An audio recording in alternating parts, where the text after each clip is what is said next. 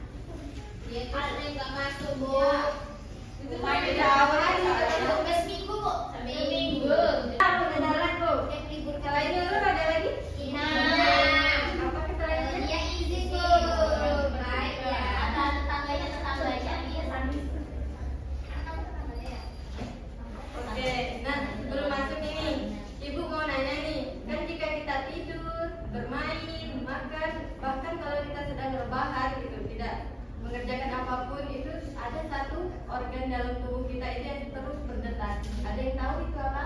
Jantung. Betul. Nah, ibu ada satu pertanyaan nih. Nah, mengapa jantung kita itu terus berdetak? Siapa yang tahu? Karena hidup.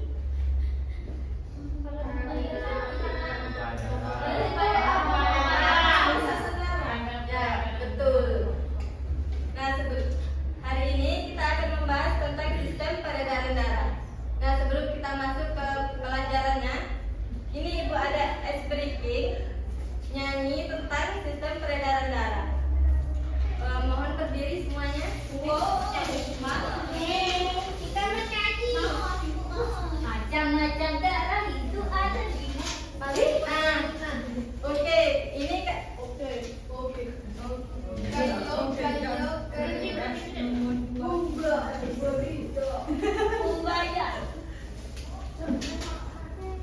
Ini nada lagunya, ini nada lagu potong biasa, ada yang tahu kan? Ya. Ayo kita nyanyi bersama. Sambil goyang ya, Bu.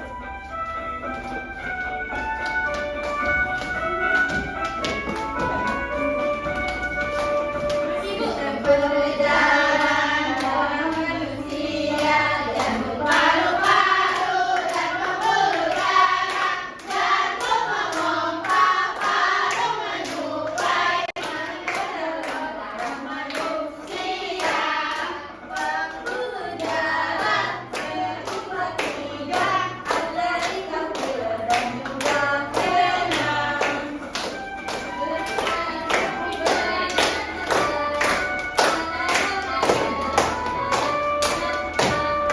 Jantung manusia ada 4 ruang, di bawah kiri yang bersih, tidak ada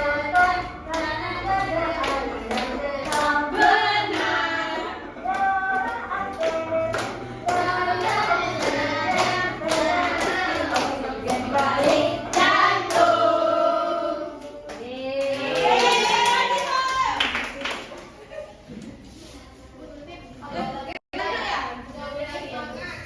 Oke, itu tadi adalah penyusun sistem peredaran darah.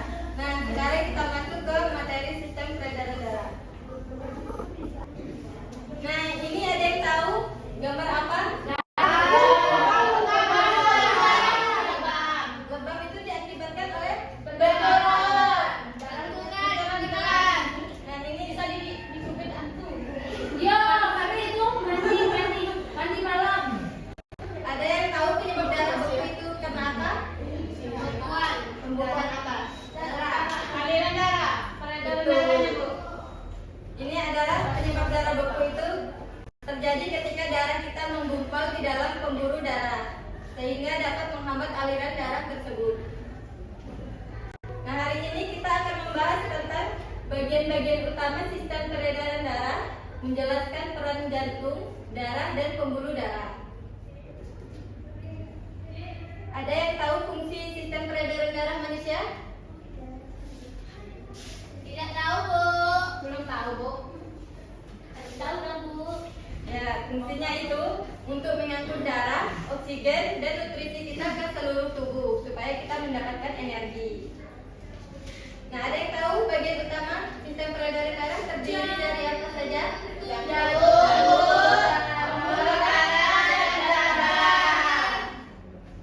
Jadi ada berapa? 3. Betul. Nah, di sini lihat ibu membawa media tentang jantung.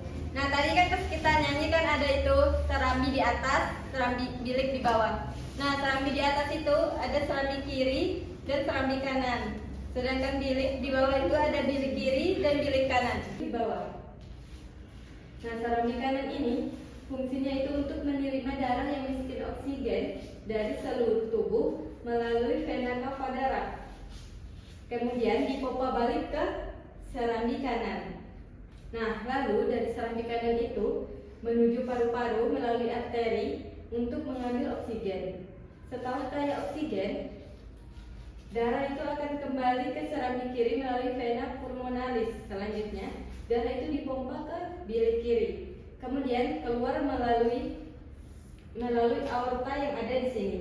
Nah, aorta ini untuk diedarkan ke seluruh tubuh. Jadi, struktur setiap bagian jantung memiliki fungsi yang saling berkaitan, sehingga jantung itu dapat bekerja secara maksimal untuk memompa darah ke seluruh tubuh kita. Jadi apa? Paham tentang tata letaknya? Yang kedua itu kita masuk ke darah, bagian sistem peredaran darah, yaitu ada darah. Nah, darah ini adalah cairan khusus yang sebagian besar terdapat di dalam pembuluh darah. Ada apa saja komponen darah? Darah merah, darah putih, platelet, dan plasma. Oke, jadi ada berapa? 4. Nah, sel darah merah itu fungsinya untuk membawa oksigen, nutrisi, dan partikel sisa. Sel darah putih itu untuk melawan penyakit dan melindungi tubuh kita dari infeksi. Ada platelet, itu adalah berkumpul di lokasi cedera dan membantu proses pembekuan. Nah, ini terdapat pada darah beku tadi. Kalau plasma darah ini adalah cairan, tempat komponen lain itu mengapung di dalamnya. Yang terakhir ada pembuluh darah. Ada yang tahu apa itu pembuluh darah? Belum tahu. Pembuluh darah itu adalah tabung atau saluran yang membawa darah kita ke seluruh tubuh kita. Ada 3 jenis pembuluh darah. Tadi di tes S breaking ada disebut. Ada yang tahu? Vena, arteri, dan kapiler. Ya, bagi Aplus untuk Sela.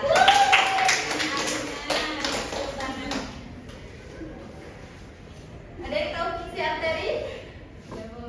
Nah, arteri itu berfungsi untuk menahan tekanan tinggi yang dihasilkan oleh jantung kita saat memompa darah.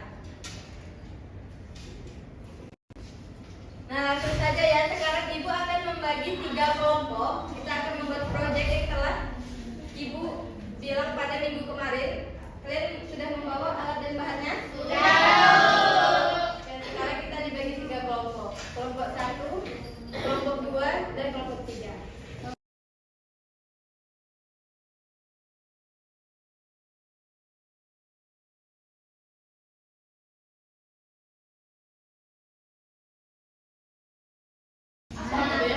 Ibu ada LKPD, setelah kalian membuat proyek, kalian mengisi LKPD yang telah Ibu berikan ini.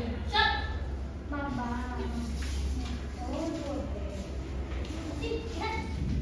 Wih. Wih.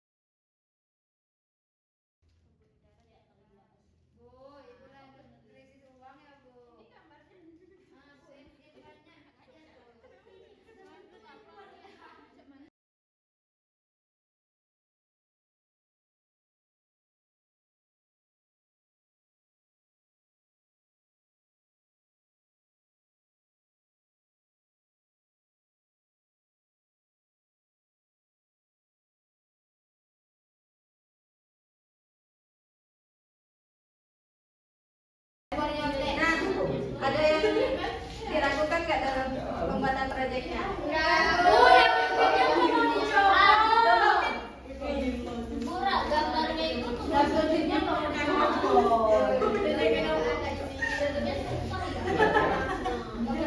Gambarnya itu tuh Ibu ini yang mana? Bu ini gambarnya tuh Bu. Sudah di kelompok. Udah benar? Benar ya Bu? Benar ya Bu? Sudah benar. Nanti dipresentasi. Nah, kamu tadinya mau diisi ya?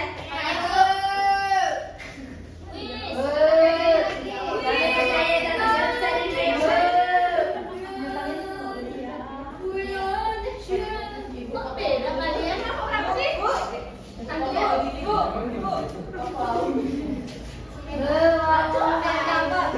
Kelompok 1 udah belum? Sudah, Ibu. KPD-nya sudah diisi? KPD-nya belum. KPD sudah ada isinya enggak, Bu? Ayo KPD-nya.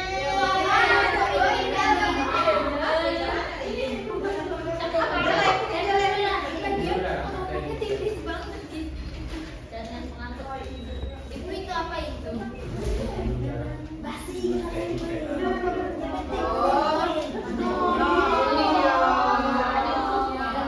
Ada yang susah nggak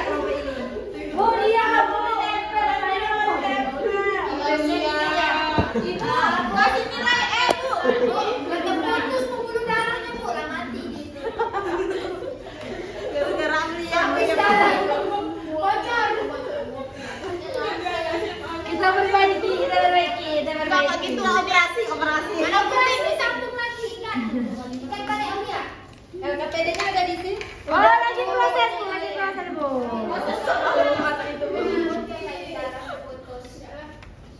Banjir ya. Wah, banjir. Kerja ke CPE. Kalau nggak isi CPN gimana? Ada jantungnya ada arteri jadi baik. Siki Oke, sudah proyeknya udah selesai semua? KPD-nya sudah diisi? Sekarang kelompok siapa yang mau duluan presentasi ke depan? Kelompok 1 lah duluan. Baiklah, kami perwakilan dari kelompok 1 ingin membacakan hasil dari kelompok kami. Diskusi dari kelompok kami. Pertanyaannya, saat pelajaran IPA, guru meminta siswa mengamati gambar jantung. Salah satu siswa mengatakan bahwa semua ruang jantung memiliki fungsi yang sama karena semuanya berisi darah. Ia juga menganggap dinding bilik kanan dan bilik kiri seharusnya sama-sama tebal. Pertanyaannya, 1. Apakah pendapat siswa tersebut benar? Jawabannya tidak benar. Setiap ruang jantung memiliki fungsi yang berbeda dalam menerima dan memompa darah. Yang kedua, pertanyaannya, apa fungsi ruang jantung? Jawabannya, serambi kanan menerima darah dari seluruh tubuh. Serambi kiri menerima darah dari paru-paru. Bilik kanan memompa darah ke paru-paru dan bilik kiri memompa darah ke seluruh tubuh. Pertanyaan ketiga, mengapa dinding bilik kiri lebih tebal daripada bilik kanan? Jawabannya, karena bilik kiri harus memompa darah ke seluruh tubuh sehingga memerlukan tekanan yang lebih besar. Yang keempat, bagaimana hubungan struktur jantung dengan fungsinya? Jawabannya, struktur jantung yang memiliki katup dan otot yang kuat memungkinkan darah dipompa ke arah yang benar secara efektif. Nah, sekian presentasi dari kelompok kami. Terima kasih. Wassalamualaikum warahmatullahi wabarakatuh. Kelompok yang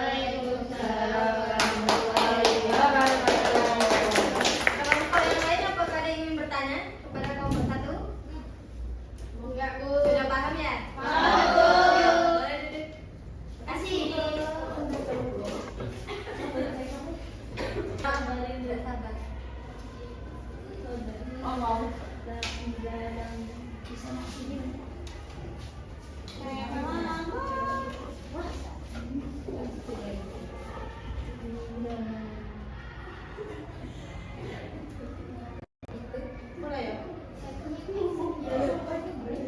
Kami kelompok 2 akan mempresentasikan tentang model pembuluh darah. Studi kasusnya saat membuat model pembuluh darah, satu kelompok membuat arteri, vena, dan kapila dengan ukuran ketebalan dinding dan bentuk yang sama. Mereka beranggapan semua pembuluh darah hanya berfungsi mengalirkan darah sehingga tidak perlu dibedakan. Pertanyaan pertama, mengapa arteri, vena, dan kapiler memiliki struktur yang berbeda? Jawabannya karena setiap pembuluh darah memiliki fungsi yang beda. Pertanyaan kedua, mengapa arteri memiliki dinding yang lebih tebal? Jawabannya karena arteri menerima tekanan darah yang lebih tinggi dari jantung sehingga memerlukan dinding tebal dan elastis. Pertanyaan ketiga, mengapa vena memiliki katup? Jawabannya, katup vena berfungsi mencegah darah mengalir kembali. Pertanyaan keempat, mengapa kapiler hanya memiliki satu lapis sel? Jawabannya, agar pertukaran oksigen, tabung dioksida dan makanan dan sisa metabolisme dapat berlangsung dengan lancar. Oke, bagi aplaus untuk kelompok 2. Boleh duduk nih.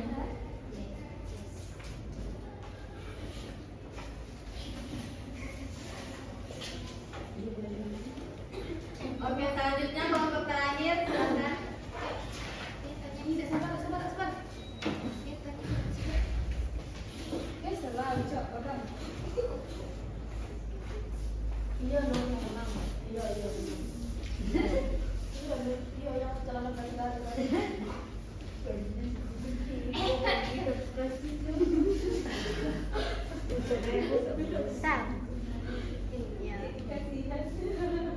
Assalamualaikum warahmatullahi wabarakatuh. Waalaikumsalam warahmatullahi wabarakatuh. Kami perwakilan dari kelompok 3 akan mempresentasikan hasil diskusi kami. Dengan studi kasus, seorang siswa sering merasa lemas, mudah lelah, dan wajahnya itu tampak pucat. Setelah diperiksa di puskesmas, dokter mengatakan bahwa jumlah eritrosit atau sel darah merah dalam tubuhnya itu lebih rendah dari normal. Pertanyaannya, komponen darah apa yang mengalami gangguan? Jawabannya itu adalah eritrosit atau sel darah merah. Yang kedua, apa fungsi komponen darah tersebut? Jawabannya itu eritrosit berfungsi mengangkut oksigen dari paru-paru ke seluruh tubuh dan membawa karbon dioksida kembali ke paru-paru. Yang ketiga, mengapa kekurangan eritrosit menyebabkan tubuh mudah lelah? Jawabannya karena tubuh kekurangan oksigen untuk menghasilkan energi sehingga mudah lelah dan pucat. Lalu yang terakhir, apa fungsi leukosit dan trombosit? Jawabannya, leukosit berfungsi untuk melawan kuman penyebab penyakit, sedangkan trombosit itu membantu proses pembekuan darah saat terjadinya luka. Sekian presentasi dari kelompok kami. Lebih kurangnya kami mohon maaf. Kami akhiri. Wassalamualaikum warahmatullahi wabarakatuh. Waalaikumsalam warahmatullahi wabarakatuh. Beri aplaus untuk kelompok 3.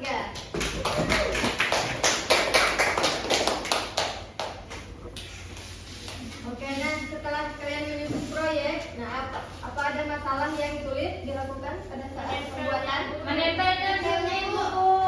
Kenapa sulit? Lemnya nggak mau copot dari sekarangnya Bu. Tapi kalau penyusunan organnya paham kan? Tahu.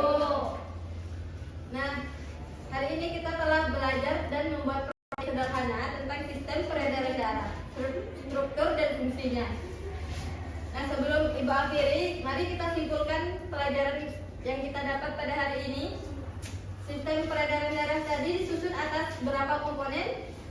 3. Yang pertama, jantung. Yang kedua, darah. Yang ketiga, darah. Nah, jantung itu berfungsi untuk apa? Memompa darah ke seluruh tubuh, Oke, bagus Zalfa. Kalau darah berfungsi untuk membawa oksigen ke isi. tadi pembuluh darah ada 3 jenis, yaitu ada apa saja? Arteri, vena, kapiler. Nah, mungkin materi kita hari ini sampai di sini dan minggu depan kita akan masuk ke mekanisme sistem peredaran darah. Nah, jangan lupa ya baca-baca buku di rumah.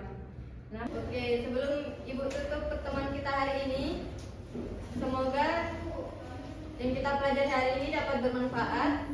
Kita tutup dengan pembacaan hamdalah. Alhamdulillah.